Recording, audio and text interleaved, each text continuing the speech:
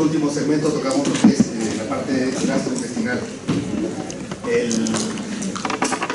Ha habido cambios en los horarios de recorte del sílabus por recorte del año académico semestral. Están perdiendo 3 clases, 2 por recorte y me dicen 1 por las elecciones. Estas clases que se pierden van a tener que ser virtuales.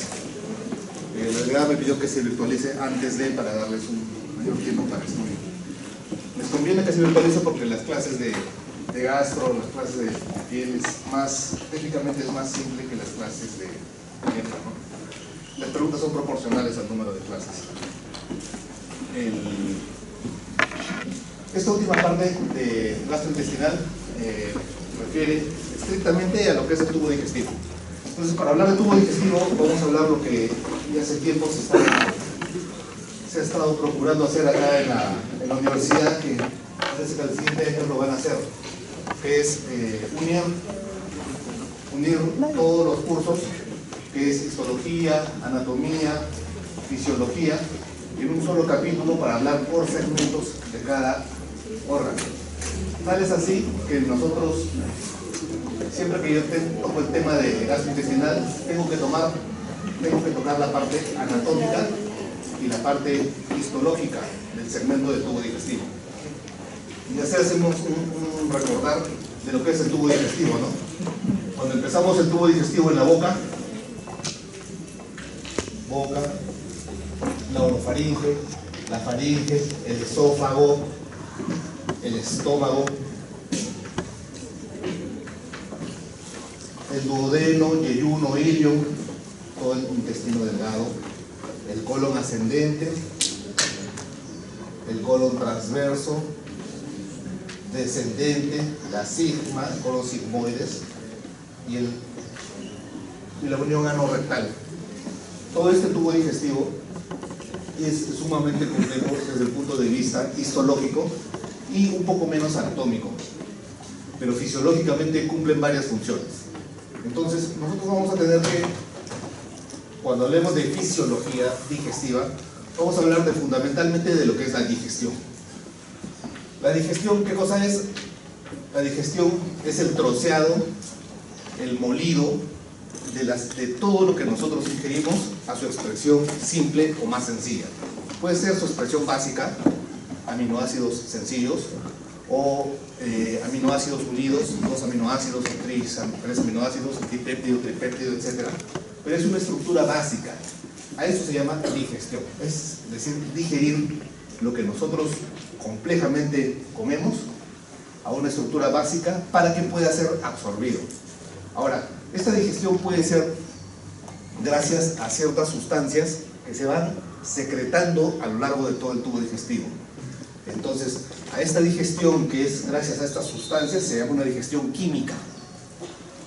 2 tipos de digestión, la digestión química y la digestión mecánica. La digestión mecánica es el moleado físico-estructural en sí de lo que comemos. ¿Quién hace mayor digestión mecánica desde la boca hasta el ano? Los dientes.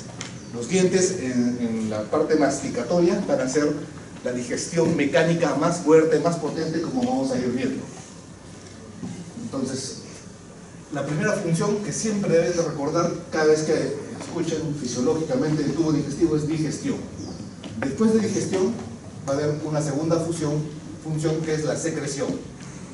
La secreción de sustancias, dependiendo del trayecto que estemos hablando, se va a ir secretando sustancias que van a ayudar a esta digestión química, a esta parte mucosa, acuosa para ser extendido, y finalmente la tercera es la absorción. Entonces, esas 3 son las funciones fisiológicas digestivas: la digestión, la secreción, dependiendo de donde estemos, la estructura de la cual estemos hablando, va a haber diversos tipos de secreción, la absorción, y estas 3 funciones, estas 3 partes fisiológicas se van a ver ayudadas gracias a 2 cosas. Primero, al movimiento.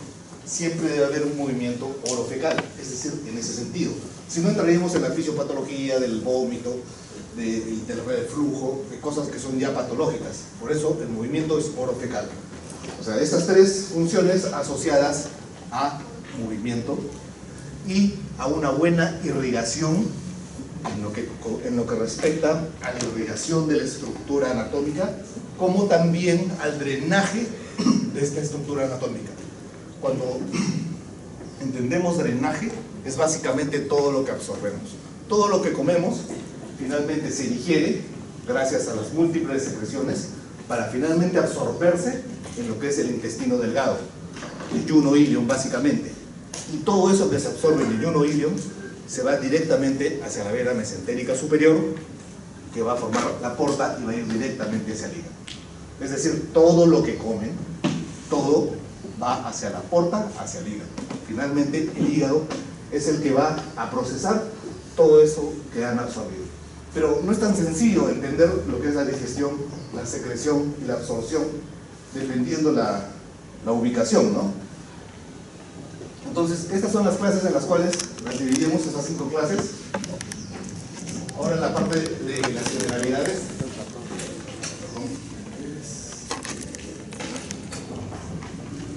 La parte de las generalidades, el sistema PUT, la regulación nerviosa, del sistema digestivo, algunos reflejos. La siguiente, lo que respecta a lo que es boca, por segmentos, lo que es masticación, salivación, la deglución, el sistema deglutorio, el movimiento tanto del esófago y fundamentalmente la digestión mecánica gástrica con su secreción. La siguiente clase, la que es páncreas y parte biliar, con algunas funciones del intestino grueso. La cuarta, la fisiología hepática. Y la quinta, la digestión, lo que es en sí la absorción a nivel de intestino. Estas 2 últimas clases las vamos a hacer virtuales para que, por el recorte que ha habido, ¿no? Entonces empezamos que cuando hablamos de tubo digestivo siempre lo que se viene de la cabeza es nutrición. Nutrición, en base a eso nos nutrimos. Pero no solamente es su única función, tiene una función también inmunológica, una función de defensa. Gracias a las secreciones, por ejemplo, de la secreción ácida gástrica, tiene un poder bactericida y bacteriostático suficiente para poder controlar las bacterias que normalmente pudieran entrar en nuestra ingesta. Uno, si va a lavar una manzana, no está esterilizando la manzana al lavarla, pero lo hace suficientemente bajas la cantidad de gérmenes como para que tu propia acidez pueda controlar esta parte defensiva. Y también tiene una parte endocrina gracias a sus múltiples hormonas del sistema digestivo para su propia digestión, que vamos a ir viendo. Pero siempre ustedes recuerdan que es nutrición. Siempre que hablan fisiología gastrointestinal, hablamos de nutrición. Hablamos de lo que le digo, la digestión, el troceado. Por eso cuando uno habla, estoy indigesto, lo único que está diciendo es que el troceado ha sido no adecuado. Entonces, al no estar adecuadamente troceado, sea químico o mecánico, lo que han comido está todavía en su estómago, no está troceado adecuadamente y se está mezclando con bilis, y al no estar adecuadamente mezclado homogéneo, no tiende a discurrir, no pasa al siguiente paso, no pasa hacia el duodeno y permanece más tiempo en el estómago. Al permanecer más tiempo en el estómago, hace una ligera distensión, ligero desconfort, dolor.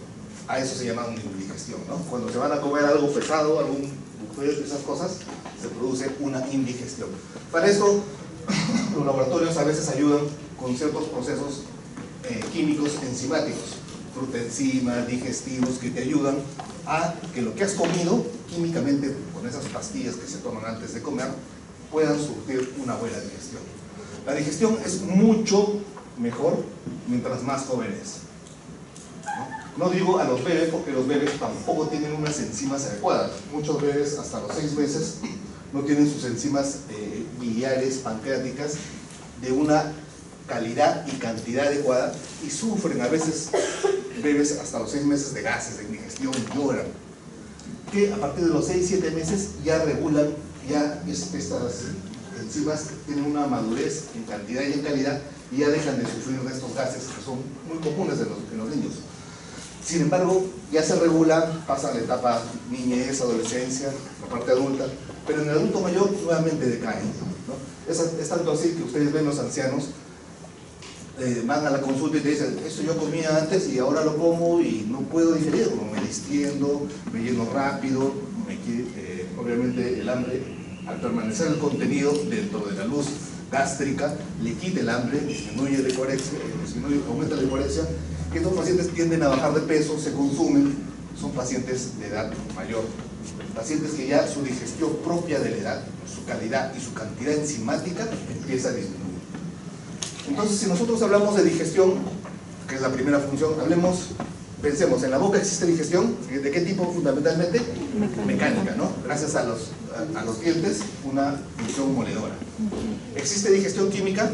Sí. Por supuesto, gracias a la saliva, existe una función no tan principal, no tan fuerte como la digestión mecánica, pero sí existe. Si pasamos pasamos de la boca hacia el esófago, o a la faringe, esófago, ¿existe una función digestiva? O sea, ¿se secreta algo en la faringe? No. ¿En el esófago se secreta algo? Básicamente el esófago es un lugar de tránsito, nada más. La secreción es mínima, no se secreta. Hay un poco de moco para lubricar en sí el paso del trayecto, pero no hay una digestión ni química ni mecánica. Pero una vez que pasa el bolo alimenticio y pasa del esófago al estómago, al pasar del esófago al estómago pasa un esfínter, el esfínter del cardias, que divide y aísla el contenido gástrico, que es ricamente ácido, con el contenido esofágico, que es básicamente de tránsito, y no está preparado para una acidez normal que tiene el estómago. Por eso existe ese esfínter cardiaco. Entonces, este esfínter es una estructura muscular que va a delimitar cierta presión en este esfínter esofágico inferior o cardias, y histológicamente se ve reflejado, ya que el estómago es ricamente un pH ácido por la célula parietal, mientras que el esófago tiene otro tipo estructural de célula de revestimiento de la mucosa. Seguimos pasando y llegamos al estómago. En el estómago sí tenemos una digestión fundamentalmente química o mecánica. Química, gracias a la gran acidez que hay, ¿no? Pero se ha dejado de lado, pero la función mecánica del estómago es tan fuerte como la química. El estómago es la única parte de todo el tubo digestivo que tiene 3 capas musculares.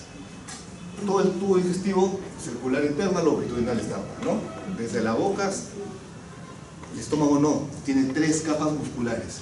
Y es una bolsa muscular tan fuerte que ejerce una función mecánica tan fuerte como la función química, gracias a la acidez, ¿no? Entonces, recordad que no solamente es químico, es también mecánico. Tanto así que también tenemos otro esfínter poderoso, que es el esfínter pilórico, a nivel del antro. El estómago con sus 3 porciones, fondo, la parte alta, el cuerpo y el antro, que es ya llegando al esfínter pilórico para la primera porción duodenal, tiene un poderoso esfínter pilórico. Es tan poderoso que a veces los residentes, cuando entran a la cirugía a aprender, tocan el esfínter pilórico y piensan que es un tumor, porque lo tocan como si fuera una bolita como más grande que una aceituna, fuerte, duro, pétreo. De esa calidad es el esfínter pilórico. ¿Por qué? Porque el estómago se contrae tan fuerte, ese esfínter pilórico tiene que cerrar la apertura para que el vaciamiento gástrico sea controlado mediante otros tipos de hormonas que vamos a ir viendo. Entonces, al cerrarse poderosamente, impide que se vacíe la parte gástrica, que impide el vaciamiento gástrico, y regresa todo el contenido y se sigue mezclando.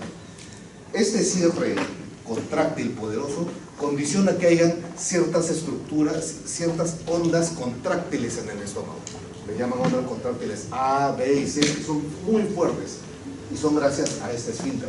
Y a nivel de este esfínter existen mecanorreceptores que van a determinar la presión, osmoreceptores que van a ver la osmolaridad de lo que está en el contenido antral, y cuando este contenido antral gástrico sea ya homogéneo y constante, se va produciendo la apertura de este esfínter pilórico para dejar pasar todo este contenido ácido hacia la primera, segunda, tercera porción duodenal, ¿no? Para el siguiente paso.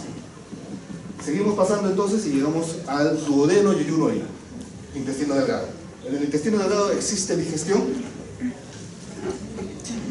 fundamentalmente en la primera, segunda porción del intestino delgado se va a haber una digestión enzimática tanto por la bilis como por el páncreas como por el jugo intestinal. Esas tres sustancias químicas van a ejercer una función digestiva potente, severa. Fundamentalmente segunda porción de duodeno. ¿Recuerdan ustedes? Primera porción de duodeno, que es como si fuera la C, ¿no? La parte de arriba que va hacia arriba, la C en sí, que es como la espalda de la... En esa porción duodenal desemboca la ampolla de Bartter, el esfínter de Oddi, que viene de lo que es el colédoco, trayendo todas las sustancias que son producidas por el hígado y guardadas por la vesícula, es decir, la bilis, ¿no? El hígado produce la bilis a razón de 500, 700 centímetros cúbicos día y lo va guardando en su vesícula biliar. Cuando se produce la ingesta, esta ingesta estimula la contracción de la vesícula se contrae, bota esa bilis a la segunda porción duodenal para digerir eso que ha conducido el estímulo.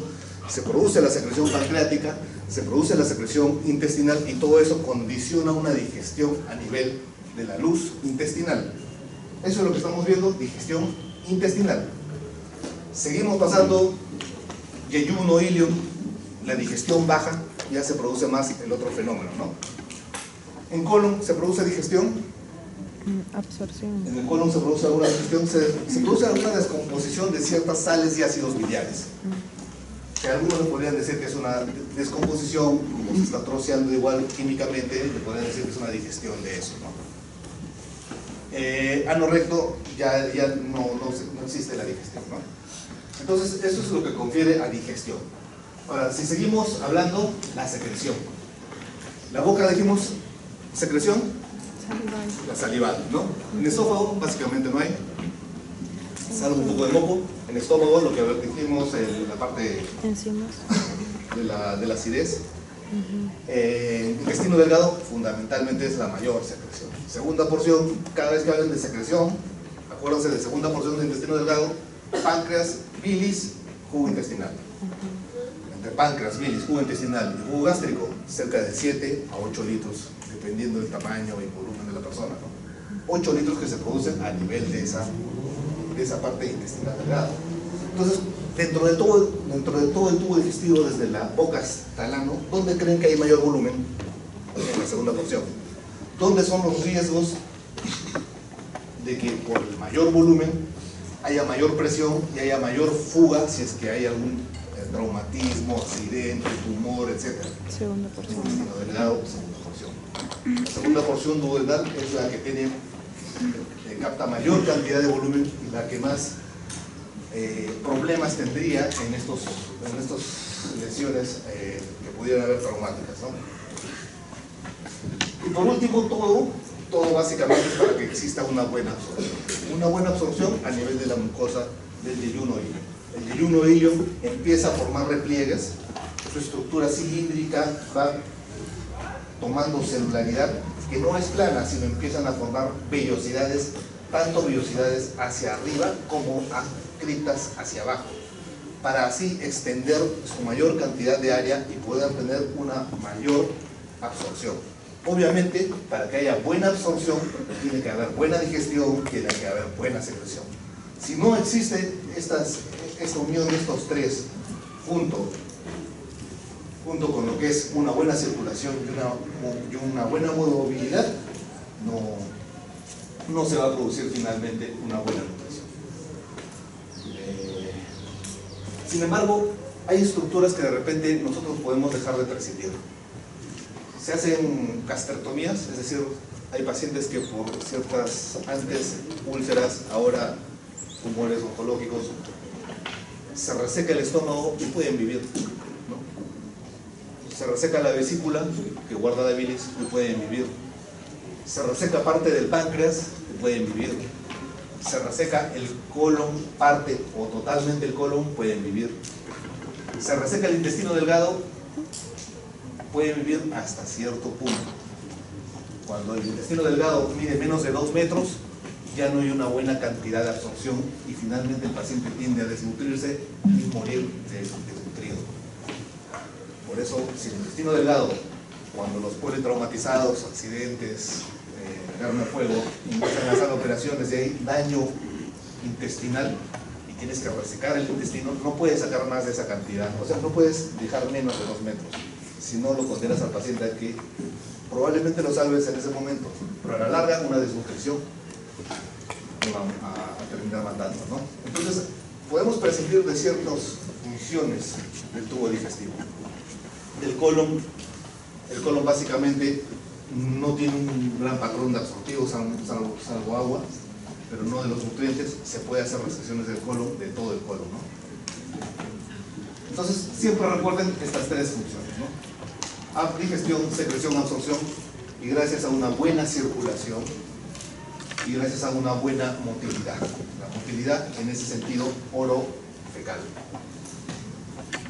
Y todo esto está dado gracias al control, ¿no? Nosotros, ya, esta es la descripción que hemos hecho de todo el tubo digestivo en sí, con sus glándulas anexas, el hígado, el páncreas. Histológicamente nosotros tenemos nuestro tubo digestivo y vamos de afuera hacia adentro. De afuera hacia adentro vamos a ver primero una serosa, que es la parte peritoneal que va a recubrir al intestino delgado, al estómago, aparte a la parte distal del esófago y la parte del resto superior.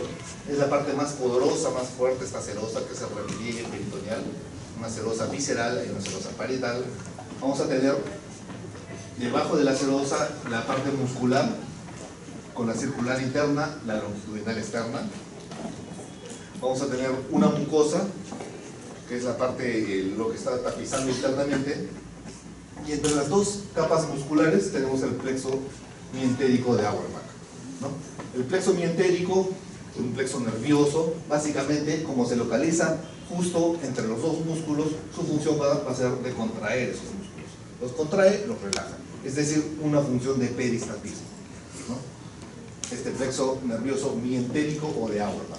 Mientras que tenemos otro plexo que está acá debajo de la mucosa, que es un plexo submucoso de Meissner, que básicamente, como está cerquita a la mucosa, su función va a ser de secreción, secretar la sustancia para que lo que estamos comiendo se disuelva y pueda absorberse más fácilmente, ¿no? 2 plexos nerviosos, el mientérico Auerbach, el submucoso o de Meissner, a nivel de todo el tubo digestivo. A veces hay infantes, niños que tienen ausencia o disminución de estos plexos mientéricos o submucosos y tienen problemas defecatorios severos. No es frecuente, pero se da. Son los estreñidos en los niños, ¿no?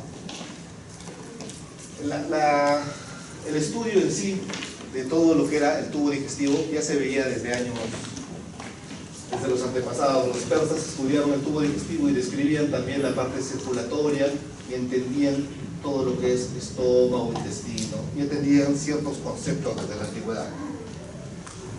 ¿Quién comanda todo este control digestivo de nosotros? ¿Ustedes comandan su digestión? Si se dan cuenta, ustedes lo único que comandan, el reflejo masticatorio, la deducción, la primera etapa. Ustedes, si bien la masticación es un reflejo en sí, ustedes lo pueden comandar, o sea, pueden decir, no, voy a masticar más porque quiero trocear más para no tener mayor indigestión. Comandan la masticación. Sin embargo, después del primer reflejo degustorio, ustedes ya no comandan nada. No deciden cuánto secretar, más, menos, o a qué velocidad, o qué hacer. Desde ese reflejo deglutorio hasta el esfínter anal externo. Pasa todo el bolo alimenticio, esófago, estómago, intestino duodeno y uno ilium, colon, y hasta que llega al esfínter anal externo, que es el otro esfínter de tipo estriado que ustedes pueden comandar. Van a controlar eso. ¿Cómo lo controlan? Obviamente aperturándolo o consumiendo. Entonces, este sistema, esa parte que ustedes no controlan, ¿quién la va a controlar? El sistema nervioso autonómico y las hormonas. ¿Qué hormonas? Las hormonas gastrointestinales. Entonces, como dijimos, hay un sistema nervioso intrínseco propio del mismo tubo digestivo. O sea, es propio de la mucosa, del esófago, del estómago, del intestino delgado, del colon. y hay uno que no depende propiamente de ahí, sino depende ya del sistema nervioso externo, por fuera de él, ¿no? El intrínseco, que es al que nos lleva esta parte de fisiología, es un sistema inmenso. Se describen más de 100 millones de neuronas a nivel de solamente el tubo digestivo, de solamente la mucosa que tapiza el duodeno y el ileum, básicamente. ¿Para qué? Para controlar los movimientos a través del mientérico, ¿recuerdan? El Auerbach, o secreciones del Meissner, ¿no? O secreciones, la misma con el Auerbach o con el submucoso.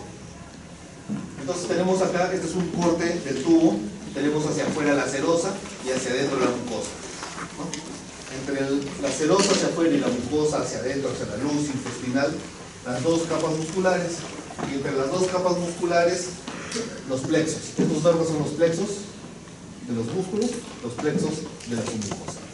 Estos plexos tienen múltiples conexiones, múltiples, se pueden conectar directamente mientérico con mientérico, mientérico con submucoso, submucoso con dos mientéricos con un submucoso, es decir, guardan una estrecha conexión entre todos.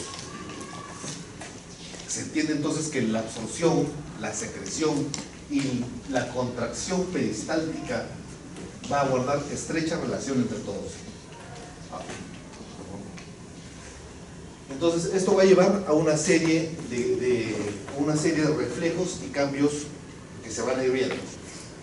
Vamos a tener este sistema nervioso entérico y este sistema nervioso central va a tener un control o local o un control a distancia. Según el tipo de neurona diferente, el control extrínseco puede ser somático o autonómico. Somático es el que dijimos que nosotros manejamos, ¿no? A nivel de la primera parte de grutorio o a nivel del esfínter anal externo. Y el autonómico puede ser o simpático o parasimpático. Si es el parasimpático, vamos a hablar de lo que es el bulbo y que va a ir a la parte superior, esófago, estómago. Básicamente estamos hablando de ¿qué nervio parasimpático? El vago. Y las raíces nerviosas sacras del S2, 3 y 4. S2, 3 y 4 hacia la parte final de lo que es colon sigmoides anorrecto. Ahora, estos van a tener como neurotransmisor a la acetilcolina, este parasimpático. Y la segunda neurona se encuentra dentro del sistema nervioso entérico. Es decir, su segunda neurona está ahí mismo, localmente, siempre teniendo a la acetilcolina como su neurotransmisor. Vemos entonces, hablando con nombre propio, a los nervios vagos que se van hacia arriba, hacia la parte de esófago, estómago, primera y segunda porción duodenal, acá falta la vesícula, el hígado, y hacia los nervios S2, 3 y 4, que se van hacia el sigma anorrecto final. Nervio vago, S2, 3 y 4, los sacros, ¿no? Mientras que el parasimpático sí va a tener, a nivel de la columna, va a tener varios mecanismos. Su segunda neurona se localiza sí en el sistema nervioso entérico, pero ellos tienen ganglios. Tienen tres tipos de ganglios que están a nivel de los grandes vasos. Existen, abdominalmente hablando, tres grandes vasos: los del tronco celíaco. Los del tronco celíaco, los de la mesentérica superior y los de la mesentérica inferior. Son los grandes vasos, los vasos más grandes después de la aorta, claro, donde se localizan estos ganglios para hacer el control de manera simpática. Acá, ¿no? Su neurotransmisor, tenemos que es también la acetilcolina. Tenemos que también es la acetilcolina. Y acá están los tres ganglios grandes, que justo, como les digo, están en la emergencia ¿de quién? Del tronco celíaco, el primero, en la emergencia de la arteria mesentérica superior y la emergencia de la arteria mesentérica inferior. Esas tres ramas son ramas de la aorta, ¿no? Ramas anteriores de la aorta abdominal. Ahí se localizan los tres ganglios simpáticos. ¿Y cuál es su función? Disminuir la peristalsis, aumentar la tonicidad de los esfínteres.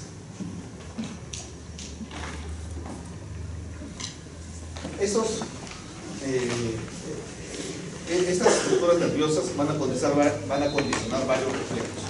Reflejos locales, propiamente como el nombre lo dice, locales porque se dan solamente en la mucosa. Reflejos largos porque son a distancia hacia la columna. Y reflejos cortos que son intermedios, ¿no? Un reflejo local lo que va a hacer es, va a ir una información aferente sensitiva, va a ir ¿hacia dónde? Ahí mismo, en el mismo plexo submucoso o mientérico, en la misma mucosa, va la información y la información regresa ahí mismo y condiciona ¿qué? Condiciona una contracción, condiciona una secreción, condiciona una apertura de vasos para que haya una mejor absorción. Puede ser una información, condiciona varias motoras, varias neuronas motoras,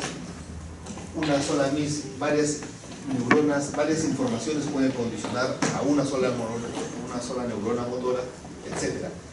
Lo que quiere decir es que a nivel local se produce todo. A 1, 2, 3 estímulos, ¿no? Y no tiene nada que ver el sistema nervioso principal, ¿no? ¿Qué son estos reflejos? Son las secreciones, el peristaltismo, son contracciones de mezcla y división local. Todos son dentro del mismo sistema nervioso entérico.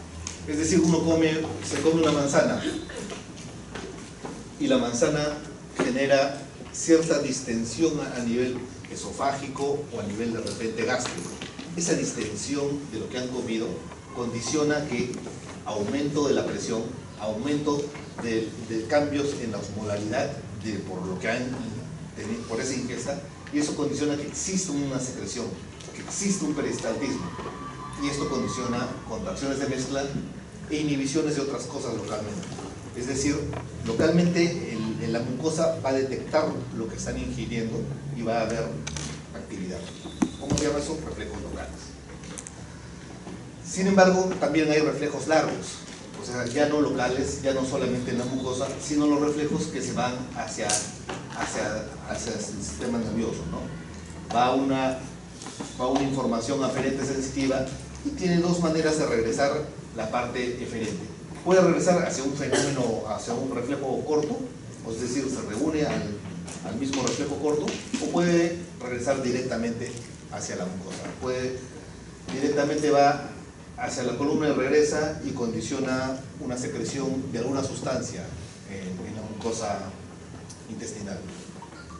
A estos reflejos largos, ¿cuáles son? Los reflejos vagovagales, reflejos del estómago, del duodeno, reflejos dolorosos, reflejos de la defecación, son ejemplos, son reflejos a cuales se les considera reflejos largos. Y entre los dos hay unos reflejos cortos. ¿Cuáles son los reflejos cortos?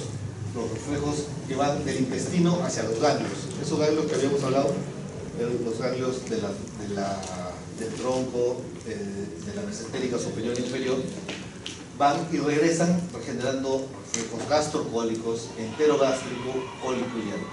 Estos son los reflejos que se ven en los niños, usualmente en los bebés, ¿no? Ustedes, si tienen hermanos pequeños, bebés, cuando tienen la ingesta de leche, inmediatamente van al baño. Es un reflejo gastrocólico. Es decir, el estómago detecta la leche materna, se produce rápidamente secreción, digestión, y esto genera un reflejo que va al baño. Este reflejo todas las personas lo tienen, pero a medida que pasa el tiempo, uno tiene la posibilidad a veces de inhibir, gracias al esfínter anal externo, al aumentar la presión y cerrar este esfínter, tiende a abolir estos reflejos o disminuir su intensidad. Y por esto, a la larga, los pacientes se vuelven estreñidos, ¿no? Porque obviamente, si tuvieran este reflejo, cada vez que comen irían al baño. Entonces, de alguna manera, al controlar el esfínter anal externo, pueden controlar la intensidad del reflejo, no así anularlo completamente. Que no es la idea, claro, esta es la fisiología y esto es lo ideal, lo que se debe conservar, ¿no? Lo ideal es que ustedes quieren ir al baño, vayan al baño, ¿no? Porque si lo van van aumentando el esfínter, van aumentando la presión, a la larga van a sufrir estreñimiento. Entonces, los reflejos cortos, ¿no? Los reflejos que van hacia los ganglios, hacia los 3 ganglios principales, ¿no? Y regresan. Todos los reflejos largos, los locales, los largos, los cortos. Todos son reflejos que van condicionando ciertos cambios a nivel de la mucosa intestinal. Ahora, ¿quién más controla esta digestión, esta secreción y esta absorción? Las hormonas gastrointestinales. Cuando hablamos de hormonas gastrointestinales, vamos a pensar, a recordar siempre estas células APU, que son las células que se van diferenciando en una u otra para producir a estas hormonas gastrointestinales. Ahora, estas células APU que se van a ir diferenciando en cierto tipo de células se localizan en todo el tubo digestivo, dependiendo de lo que se secreten en unas zonas más o otras menos. Histológicamente son pequeñas y no siempre están a la luz de la mucosa, pueden estar en las criptas, muy metidos en la cripta. Tienen gran cantidad de energía. En base a eso tienen abundante cantidad de mitocondrias, al igual que la célula parietal, para producir todas estas hormonas gastrointestinales. ¿Y qué van a secretar? Van a secretar a los péptidos y a los polipéptidos. Entonces, cuando hablamos de hormonas gastrointestinales, estamos hablando de péptidos, de dipéptidos, de polipéptidos. Estamos hablando de aminoácidos que van a ser los que van a controlar toda esta secreción, digestión y absorción, gracias a estas hormonas gastrointestinales. Cada vez se describe mayor cantidad de hormonas gastrointestinales dependiendo la zona de la cual estamos hablando. Esta célula APU o célula SMED, amino precursor descarboxilasa, tienen esta forma piramidal con estos gránulos en la base. Sintetizan pues estos aminoácidos, ¿no? Captan las aminas y las descarboxilan. Polipépticos que son secretados a través de las células nerviosas. Las células nerviosas también participan en la secreción de estas hormonas gastrointestinales a través o directamente con las células glandulares. Entonces tenemos acá varias células a nivel de la mucosa, de la luz. Esta célula, paracrinamente, es decir, a las células vecinas, va a ser su blanco de objetivo de estos gránulos de hormonas, o la parte endocrina cuando es a distancia, ¿no? La diferencia entre esto es que acá es a distancia, acá es uno al lado del otro, ¿no? Paracrino, endocrino. O a través de células nerviosas. Estas células nerviosas, estos axones con estas dendritas van a estimular estos neurotransmisores y van a producir algún tipo de contracción. Esta contracción puede ser contracción de la mucosa, relajación de la mucosa, contracción del vaso. Al contraer el vaso ya no absorbe, o al relajar el vaso absorbe más. Al vasodilatar el vaso, me refiero, van a absorber más. Y se van a ver que todas tienen una función o endocrina, o paracrina, o autocrina, o neurocrina. Son los diversos tipos de cómo estas hormonas van a ir funcionando. La hormona bueno, dentro de las funciones de las hormonas, fundamentalmente es el movimiento y la secreción. Ahora, esta es una lista de hormonas gastrointestinales reconocidas, pero como les digo, existen más de una docena más descritas. Dependiendo el órgano, la estructura de la cual estemos hablando, se van a ver. Primero se reconoció a la gran familia de las hormonas gastrointestinales que dependían de la gastrina. Entre ellos tenemos a la gastrina y a la colecistoquímica. Y en segundo lugar, a las de la secretina. Si nosotros hablamos de la familia de la gastrina y de la familia de la secretina, y acá están nosotros. Empecemos con la de la gastrina. Entonces, hablamos de la gastrina y de la colecistoquina. Son como primos y pertenecen a esa misma familia. ¿Recuerdan esta célula APU? Esta célula APU es célula SMED, dependiendo de la ubicación y la altura histológica desde el esófago hasta el ano, se va a dividir en un tipo de célula. Esta célula SMED puede ser célula B, enterocromafin light, célula G, célula CR, I, K, L, motilina, NS. O sea, esta célula se diferencia en cualquiera de estas. Es así que tenemos que, por ejemplo, la célula G. La célula G se va a ubicar ¿dónde? En el estómago, fundamentalmente el antro, y en el duodeno. ¿Y qué va a producir? La gastrina. Esta célula G produce la gastrina. Esta célula G, que es la célula que se ha diferenciado, y que va a estimular a que esta gastrina se produzca aminoácidos, factores neuronales y la acidez. Es decir, cuando existe acidez, cuando hay acidez a nivel del estómago, se produce gastrina. Cuando hay gastrina, se va a producir también acidez. A mayor acidez, a mayor gastrina, mayor cantidad de acidez.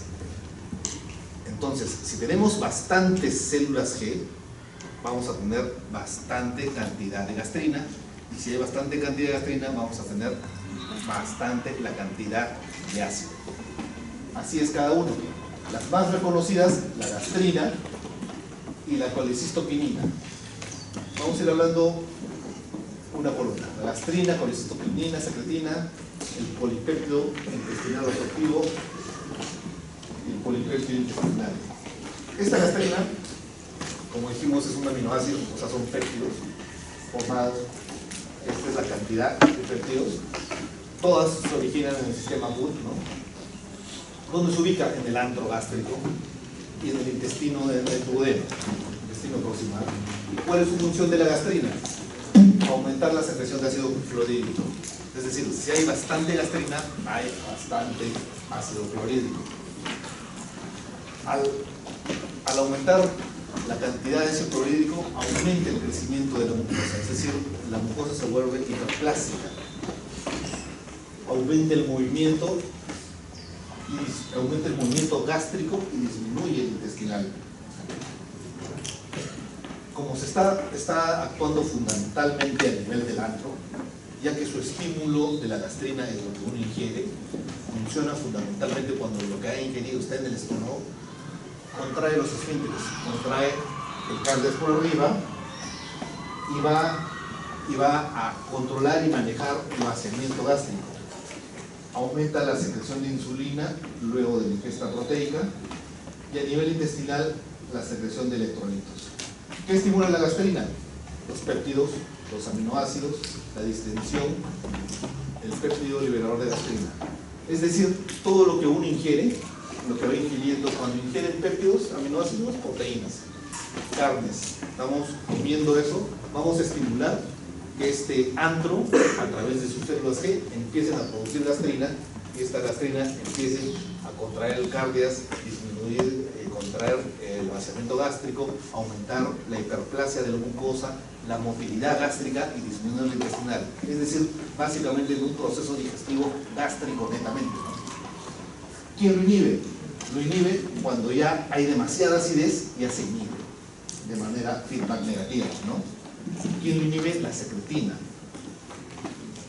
La secretina fundamentalmente, pero los otros también, colecistoquinina, somatostatina, calcitonina. Entonces, si nosotros lo vemos desde el punto de vista fisiopatológico, ¿qué pasa si esta célula PUT se degenera, se maligniza, forma un cáncer de esta célula G? A esto se le llama el gastrinoma, un cáncer de la célula G que se ha malignizado y empieza a producir niveles elevadísimos, exorbitantes de gastrina. Al haber tanta gastrina, directamente proporcional, aumenta también una acidez tremenda y da lo que se llama el síndrome de Solinger-Ellison, ¿no? Múltiples úlceras que son gracias a que hay tanta acidez, porque hay tanta gastrina, porque esta célula G se ha degenerado. Es la idea como para que entiendan cuál es la parte fisiopatológica de estas células G, ¿no? Entonces, estas células G va a aumentar todas sus funciones. Aumenta ácido clorhídrico, aumenta pepsina, aumenta la motilidad gástrica, se vuelve hiperplásico la mucosa intestinal, el cardias se cierra, hay una secreción básicamente gástrica, ¿no? La otra hormona, que es importante y que la vamos a ver también en la parte de la vesícula es la colecistoquinina. Como su nombre lo dice, colecistoquinina, movimiento de la colecisto, de la vesícula, contracción vesicular. Esta contracción vesicular, la colecistoquinina, igualito, son aminoácidos, y su origen está en el intestino delgado proximal. Esta célula APU, SMEL, en la otra se diferenciaba en las células G, acá se diferencian en las células I. Es de muy corta vida, 5 minutos, pero ¿cuál va a ser su función? Como su nombre lo dice, contrae la vesícula biliar. ¿Qué es lo que sucede? Ustedes van, comen la ingesta de grasas, su comida chatarra llega al estómago, en el estómago la grasa es detectada por ciertas sustancias y parte pasa hacia la primera porción duodenal. Las células I detectan esta grasa que han comido y empieza a secretar colecistoquinina. ¿Para qué? Para que contraiga la vesícula se contrae, expulsa, drena esa bilis hacia la segunda porción duodenal y esa bilis ayuda a esa digestión de esa chatarra que han comido. Paralelamente se secreta jugo pancreático rico en enzimas, aumenta la secreción de secretina, ya que ya estamos hablando de la segunda porción duodenal, que es básicamente alcalino, ya no es gástrico, ya se produjo la apertura del esfínter pilórico, el vaciamiento gástrico, y lo que era ácido está pasando a un medio ricamente alcalino gracias al jugo pancreático. A veces pasa en una velocidad tan alta esa acidez que el intestino delgado no está preparado para eso y procura cerrar el esfínter, entonces inhibe el vaciamiento gástrico, o sea, le dice disminuye tu velocidad porque estoy recién en esta etapa de digestión, ¿no? Aumenta las secreciones de enzimas de la mucosa del borde del cepillo intestinal, aumenta la contracción del píloro, cerrando el esfínter pilórico, inhibiendo el vaciamiento gástrico. Aumenta la secreción de glucagón y bloquea al receptor de gastrina. ¿Quiénes estimulan a la colecistoquinina? Los aminoácidos y los ácidos grasos a nivel intestinal. Es decir, lo que ustedes han comido, las carnes, fundamentalmente las grasas vegetal, animal, son las que van a estimular a esta colecistoquinina. A mayor degradación, mayor estímulo, feedback positivo. ¿Y quiénes inhiben esto? Cuando se va produciendo la digestión gracias al jugo pancreático, biliar, a nivel de la segunda y tercera porción, se va inhibiendo la contracción de la colecistoquinina. La otra hormona, gastrina, colecistoquinina, y ahora la tercera, secretina, igualito, son aminoácidos, es una célula AFUD que se ha transformado en una célula S, y su ubicación también es a nivel del intestino delgado, primera, segunda porción del intestino delgado. ¿Cuáles son sus funciones? Como su nombre más o menos lo dice, secretar, aumentar el volumen. ¿De quién? Del jugo pancreático. La secretina está dada, estas células sí van a secretar la secretina que va a actuar a nivel del páncreas. ¿Para qué? Para que produzca aumento de su secreción. ¿Para qué? Para que aumente el bicarbonato y contrarrestre todo el vaciamiento gástrico que es netamente ácido. Aumenta la acumulación de la colecistoquinina al aumentar la secreción de enzimas pancreáticas, disminuye la secreción ácida gástrica, es contrariamente a lo que hacía la gastrina, ¿recuerdan? La gastrina era acidez, era digestión, era básicamente digestión gástrica, la secretina es básicamente digestión pero intestinal, ya en intestino, y es básicamente alcalino. Aumenta la contracción del píloro para también ponerle pare al vaciamiento gástrico de manera no ordenada, sino tiene que ser controlada para ir monitorizando el pH y sea adecuadamente, y el pH ácido pase a un pH alcalino. Estimula la secreción de insulina. ¿Quiénes estimulan la secretina? Obviamente la acidez. El ácido es el que va a estimular a la secretina para que actúe en el páncreas, para la parte de secrete su jugo pancreático rico en bicarbonato, los productos proteicos digeridos. ¿Y quién inhibe la secretina? Cuando ya es demasiada. Cuando es demasiada la alcalinidad, ya se produce una inhibición.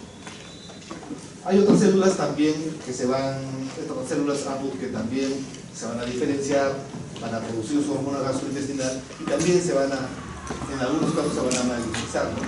Vamos a tener que así los insulinomas, los feocromocitomas, los glucagonomas van a producir la producción excesiva de insulina, van a producir, esta es la parte fisiopatológica, ¿no?, de estas células sano, para poder entender de repente cuál es su función, ¿no?